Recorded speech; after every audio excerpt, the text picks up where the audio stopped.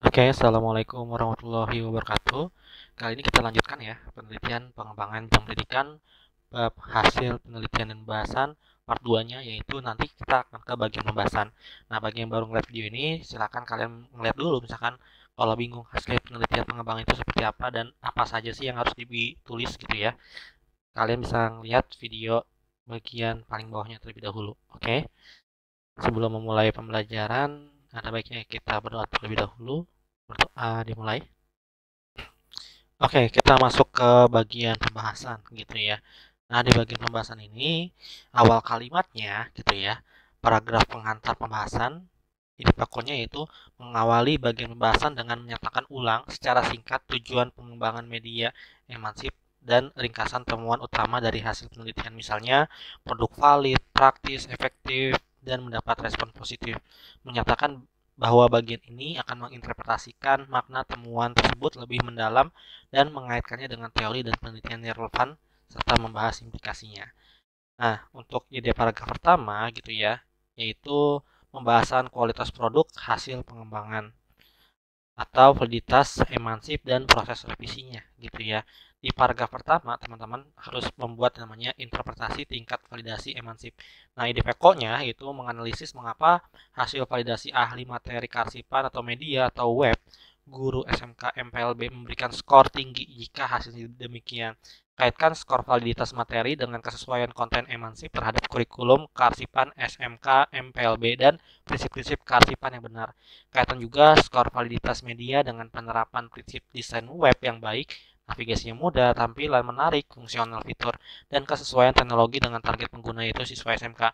Kaitkan skor validitas dari guru dengan relevansi emansip untuk kebutuhan praktikum nyata di SMK MPLB.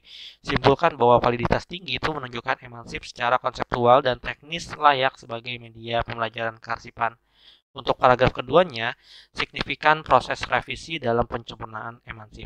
Nah, ide pokoknya membahas apa aja sih? Sebenarnya membahas pentingnya masukan kualitatif dari para validator atau proses revisi yang dilakukan.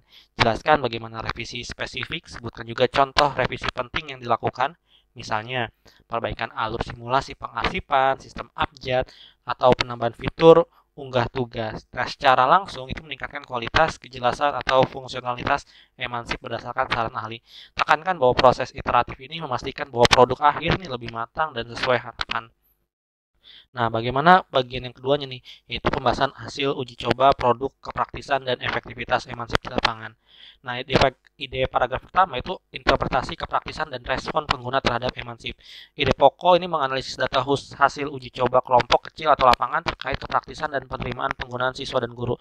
Jika respon positif misalnya akan menunjukkan mudah digunakan, menarik, membantu pemahaman, dan interpretasi penyebabkan hubungan dengan fitur emansip, misalnya kemudahan akses via web, simulasi interaktif, desain antarmuka yang user friendly, dan karakteristik siswa SMK MPLB sebagai digital native.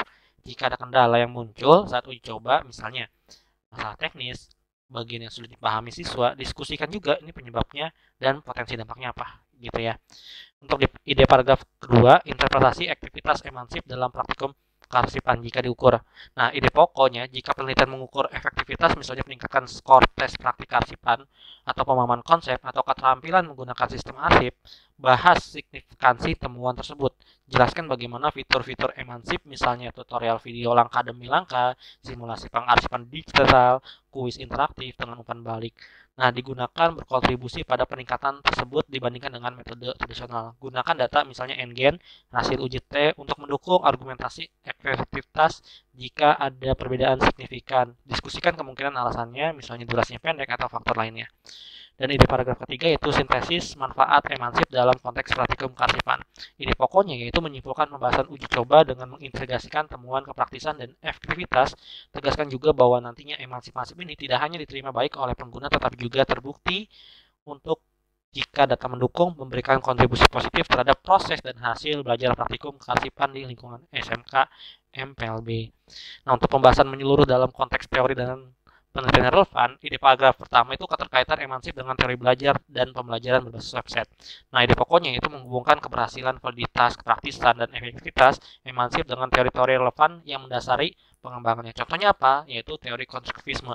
Siswa aktif membangun pemahaman melalui simulasi praktik di web. Teori kognitif multimedia, misalkan desain emansip memperhatikan prinsip-prinsip Meyer untuk mengurangi beban kognitif. Ataupun teori belajar mandiri dari website memungkinkan aksesibilitas walaupun tidak ada guru.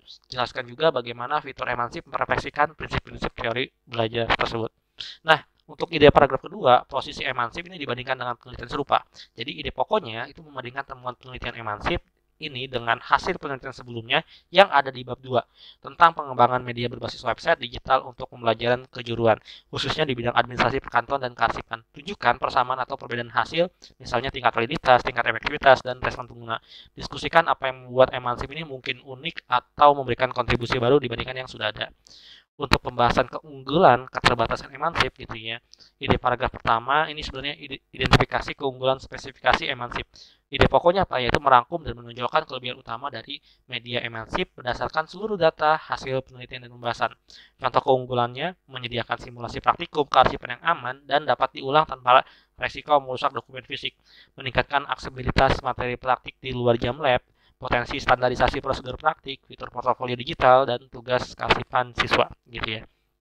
Nah, untuk ide paragraf kedua, pengakuan keterbatasan penelitian dan produk ini kita juga harus menjunjung tinggi namanya kejujuran juga gitu ya, yaitu mengakui secara jujur batasan-batasan dalam penelitian ini atau produk pada emansip itu sendiri. Contohnya keterbatasannya luang lingkup uji coba terbatas pada sekolah atau kelas tertentu, belum mencakup semua sistem kearsipan, dan efektivitasnya juga hanya diukur pada aspek tertentu gitu ya.